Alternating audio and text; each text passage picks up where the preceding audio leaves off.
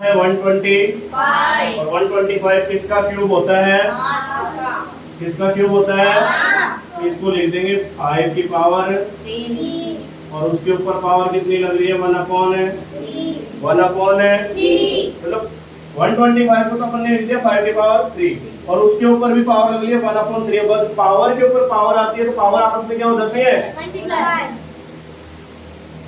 Sir 1/3 minus का 3 से हट गया तो बताओ 5 के ऊपर क्या आया? माइनस का 5 के ऊपर क्या है? माइनस का। और आपको पता है ना, तो मैंने कल आपको ये सिखाया था, किसी की घात के ऊपर अगर माइनस में हो, किसी भी बेस के ऊपर अगर पावर माइनस में आ जाए तो उसको 1 के कहाँ ले आते हैं? तो इसको 1 के नीचे ले आएंगे। धराम दे किसका हो जाएगा? ये आंसर है 1/5। मतलब 5 की घात 1 भी ले सकते हैं, 1/5 भी ले सकते हैं।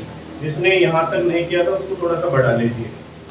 देख 125 की पावर -1/3, 125 को 5 की पावर 3, उसके ऊपर -1/3, 5 3 into -1/3, 3 से 3 कैंसिल आउट हो गया।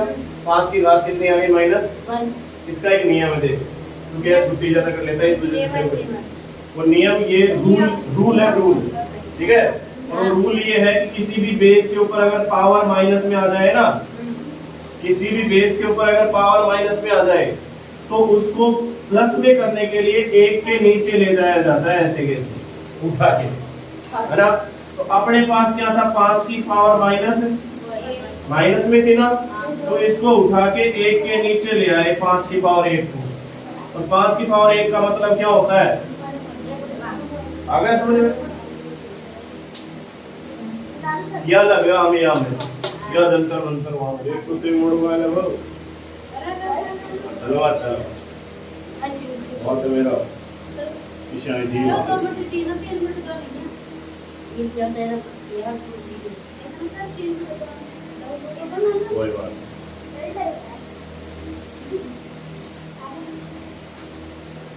सही है भाई। तुम्हारे 2/3 होगा तो तुम्हारे अलग आया होगा। यह कितना है? 3/2 है 2/3 2/3 हो तो देखो कोई बात नहीं, वो तो बात तो वही है। 2/3 और 1/5 को जोड़ देंगे, फिर दोनों की बताओ एलसीएम कितना आ जाएगा? 3 का डिवाइड करेंगे 15 में कितनी बार होगा? 5 को 2 से गुणा करेंगे तो, और 5 का 15 में करेंगे 3 बार, 3 को 1 से गुणा करेंगे तो 10 और 3 13 13/15। तो ये 2 की पावर 3/15 आ जाएगा इसको।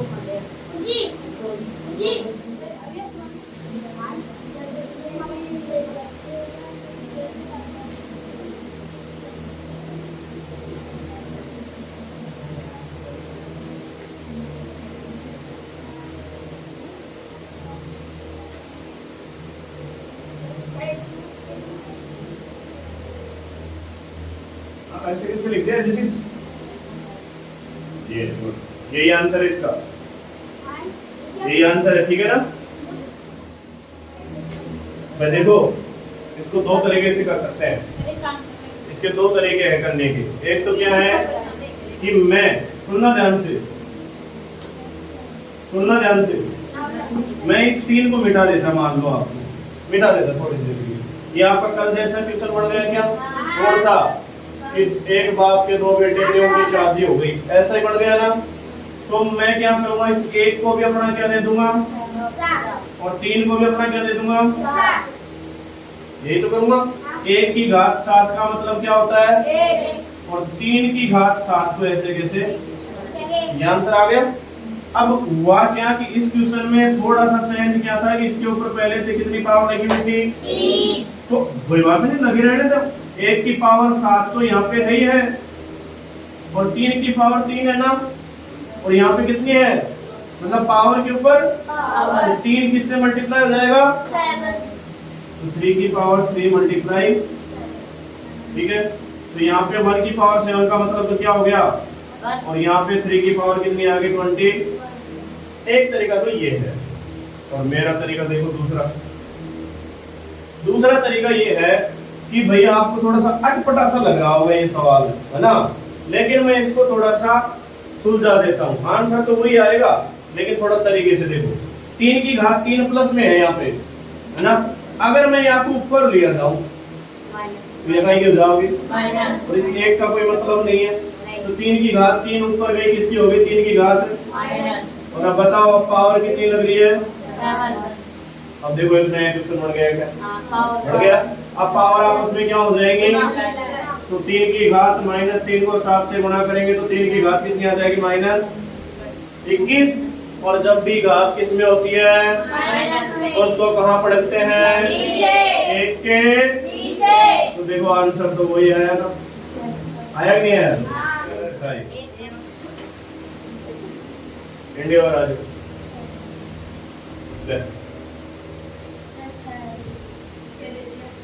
वो दे रखा ना 11 की पावर 1/2 11 की पावर 1/4, इसको करके बता। थोड़ा तिरछा खड़ा रही आप है ना।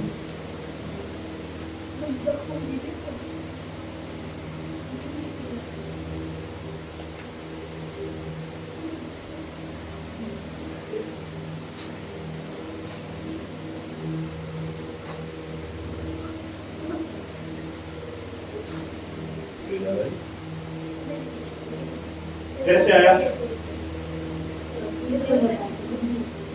आधार क्या है दोनों और किस में है, बटे में मतलब भाग में। जब आधार समान होते हैं भाग में होते हैं तो पावर आपस में क्या हो जाती है, माइनस हो जाती है।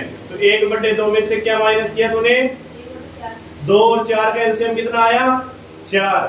2 का भाग 4 में दिया कितनी बार गया, 2 बार। 2 को 1 से गुणा किया तो 2, 4 का भाग 4 में दिया 1 बार, 1 को गुणा किया 1 से तो 1, 2 में से 1 गया तो 1 और बटे में, इसलिए आंसर आया क्या। जब भी बेस पावर डिवाइड ऐसे लगाओ चाहे डिवाइड ऐसे लगाओ, बात तो वही है। तो डिवाइड चाहे ऐसे लगाओ चाहे ऐसे लगाओ, पावर देखो बेस दोनों में सेम है, पावर डिफरेंट डिफरेंट है। और किसमें है बेस, डिवाइड में है, किसमें है डिवाइड। जब भी आधार समान होते हैं और भाग में होते हैं, डिवाइड में होते हैं, तो ऊपर वाली पावर में से नीचे वाली पावर क्या हो जाती है, माइनस। तो ऊपर वाली पावर क्या है 1/2 और नीचे वाली पावर क्या है 1/4। आपको ये पता है कि एक रोटी होती है ना,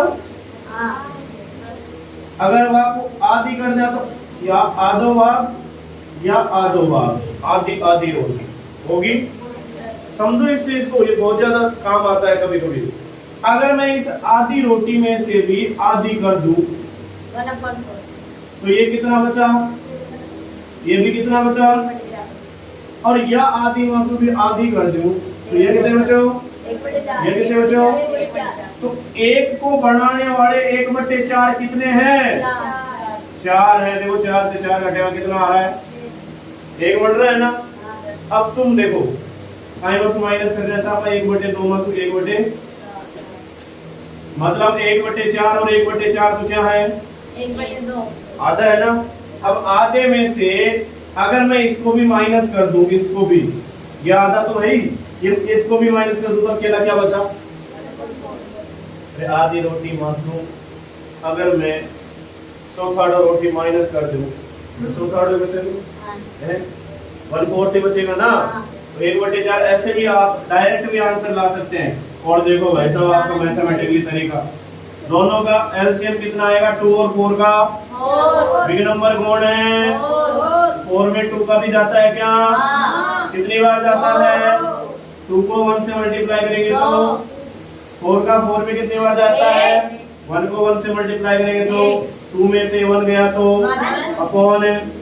बताओ बेस क्या था दोनों का, अरे 11 कितना था 11, और पावर कितनी आ गई 1/4। ये आंसर है।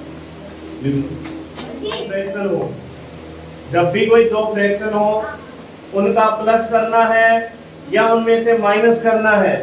एक भाई साहब देसी जुगाड़ है, देखो यार 1/2 माइनस 1/4 बात मैं अक्सर सिखा तो रहा हूँ। अब मेरा मैं आपको जब प्लस माइनस सिखा रहा हूँ, जब भी सिखाया हूँ शायद हमारे हिसाब से देख भैया क्या करेगा, कहीं कोई कोई तो समझ में ना आए, एलसीएम किसे निकले।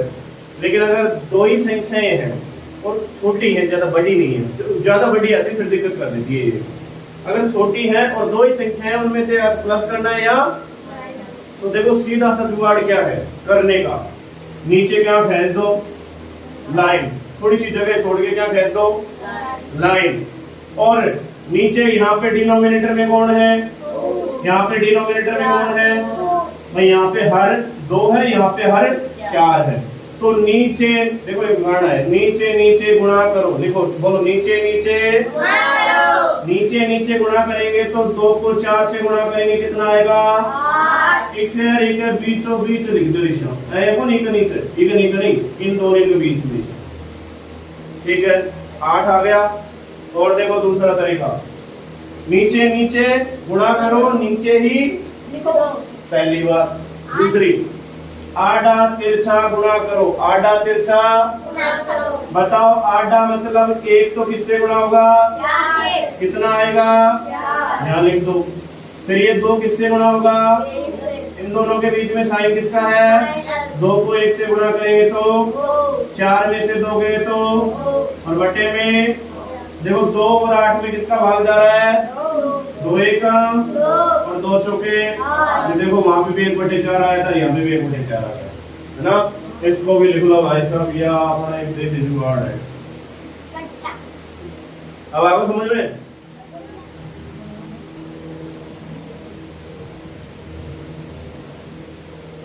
यही है क्या आंसर इसका।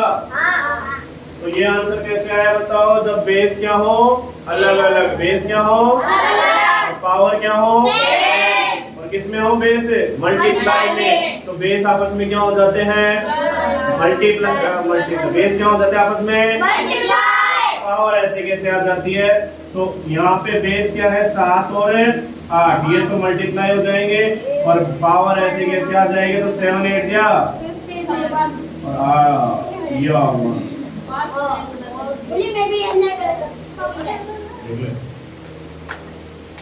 अब नया टॉपिक चलो फैक्टराइजेशन।